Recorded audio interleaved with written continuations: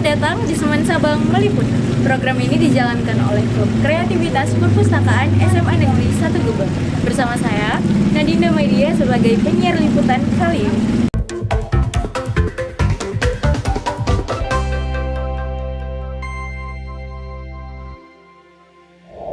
Kemajuan teknologi dan informasi di abad 21 ini telah menyentuh seluruh lini kehidupan manusia, termasuk di bidang pendidikan dan lembaga perpustakaan. Saat ini, Perpustakaan Digital Universitas Negeri Medan telah bergerak untuk mengadopsi teknologi digital ke dalam layanan yang disediakan untuk pemustaka. Hal ini dilakukan dalam upaya menerapkan prinsip perpustakaan sebagai lembaga yang bertumbuh dan menyediakan layanan perpustakaan yang berbasis kebutuhan pengguna. Untuk memahami lebih lanjut, mari simak wawancara kami bersama Pustakawan Digital Library Universitas Negeri Medan berikut ini. Assalamualaikum Bu. Selamat siang Ibu, izin mewawancarai ya Bu. Sebelumnya perkenalkan, saya Nadinda Maidia, siswa dari SMA Negeri 1 Gebang. Ingin mewawancarai Ibu. Sebelumnya, Bu boleh tahu dengan Ibu siapa? Nama saya Catur Dedek Khadijah, tapi biasa dipanggil Dedek. Kebetulan saya bertugas sebagai koordinator tata usaha di Digital Library Universitas Negeri. Seperti yang kita tahu ya Bu, bahwa ini adalah perpustakaan digital. Kenapa sih Bu perpustakaan ini tuh perlu didigitalisasikan? Karena seiring berjalannya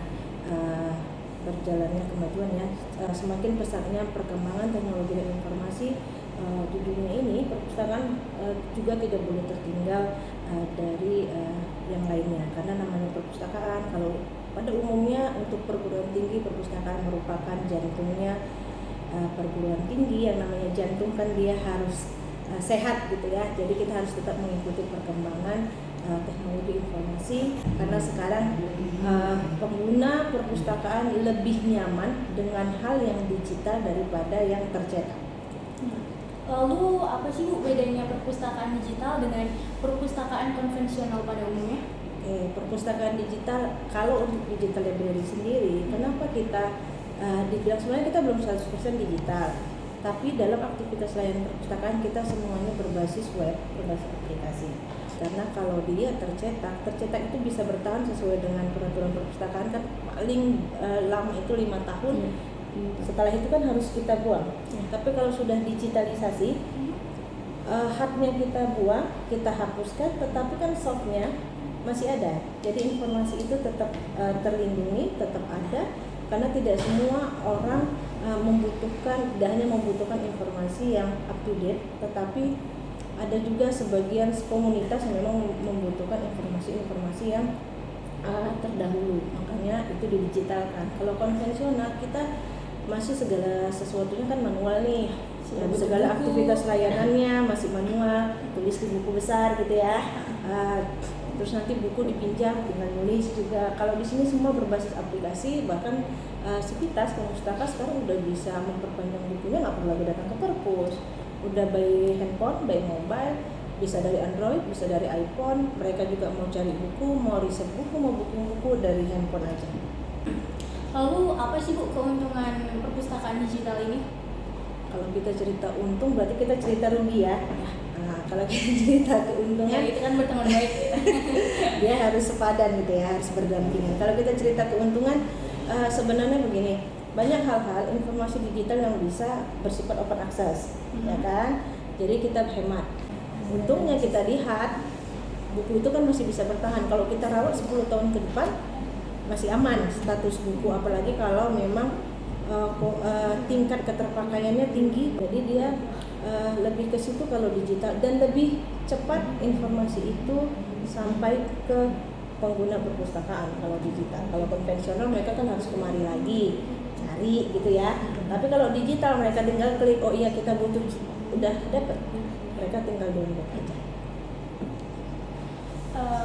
Bagi para pengguna dengan pengguna dan pemustaka kan sudah seharusnya memiliki keterampilan dalam menggunakan pelayanan dan fasilitas di perpustakaan digital ini. Sejauh ini ada nggak sih Bu kendala atau kesulitan bagi pemustaka dalam menangani fasilitas dan layanan yang ada? setiap tahunnya kita punya program.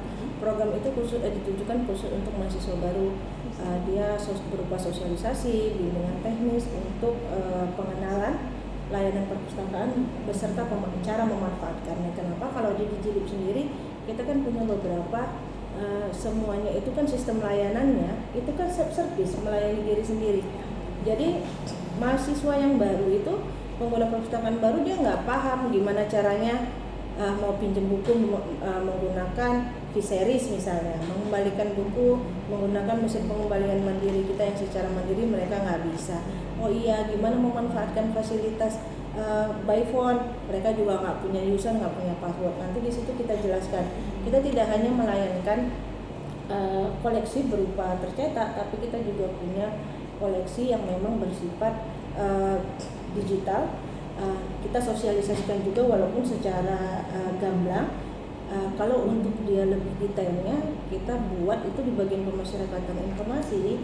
Kita seminggu 2 kali membuka kelas literasi informasi, khusus nanti mereka mendaftar ke bagian pemasyarakatan perpustakaan, menentukan jadwal 1 kelas. Nanti di situ kita lebih detail, lebih rigid untuk membantu pemustaka kita dalam memanfaatkan fasilitas perpustakaan. Bicarain soal fasilitas dan pelayanan yang ada di sini, apa aja sih Bu yang ada di perpustakaan digital ini? Oke. Kalau di kita punya layanan seperti yang saya bilang tadi, layanan sirkulasi itu secara mandiri, kita punya Viseris dan juga mesin pengembalian. Di tata usaha sini kita punya layanan administrasi perpustakaan, mau surat menyurat, mau layanan penyerahan karya ilmiah berupa skripsi, tesis maupun disertasi, itu di tata usaha, dan cetak kartu anggota perpustakaan juga di tata usaha. Kita punya layanan otomasi, kita punya layanan teknis. Layanan teknis itu kalau di perpustakaan kayak Bu Ade udah tahu, itu dapurnya perpustakaan. Sebelum buku disusun Dira, di dapurnya lagi digodok-godok ya kan, sesuai dengan pedoman yang ada. Kita juga punya layanan promosi perpustakaan gitu. Dan kita punya beberapa perpustakaan ruang baca di setiap fakultas, berjumlah kurang lebih 8 perpustakaan ruang baca, itu di bawah naungan, di bawah kontrol dari koordinator layanan pengguna yang ada di lantai 1. Menurut Ibu, seberapa penting sih Bu perpustakaan di sekolah menengah atas seperti kami ini untuk mendigitalisasikan perpustakaan? Menurut saya penting. Kenapa? Karena siswa kalau dia sekolah menengah itu kan tingkat atas ya, udah mulai mandiri, pola berpikir juga sudah mulai lebih luas, mindsetnya juga udah berubah, nggak kayak anak SD kalau datang ke perpustakaan gitu. Sebenarnya lebih simpel, jadi membantu staf perpustakaan maupun pustakawannya dalam mengelola perpustakaan. Jadi dalam hal melayani pelajar, karena kita menghadapi siswa beda dengan menghadapi mahasiswa. Siswa ini masih ada yang ngeyel-ngeyelnya gitu ya, kalau kata orang Jawa bilang ngeyel-ngeyelnya. Jadi butuh kesabaran ekstra sebenarnya menghadapi siswa-siswa ini. Kenapa? Kalau sudah digital kan masuknya memanfaatkannya pakai NIM adik-adik semua. Usernya NIM, passwordnya NIM. Jadi kalau memang ada yang menyalahgunakan, pustakawan kan tinggal lihat tuh siswanya itu nomor induk siswanya berapa ya, gitu ya kan? Oh berarti yang bermasalah ini. Jadi lebih kalau ingin memberikan punishment, sanksi kepada siswa, lebih tepat sasaran kan?